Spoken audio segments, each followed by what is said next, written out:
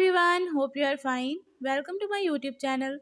In my today's video, I'll be telling you how you can fix app icon missing issue in Samsung Galaxy Tab A8 and A8 LTE. But before we talk about that, don't forget to hit the red subscribe button and the bell icon to stay updated. Now watch this video and you will learn how to fix app icon missing problem in Samsung Galaxy Tab A8 and A8 LTE.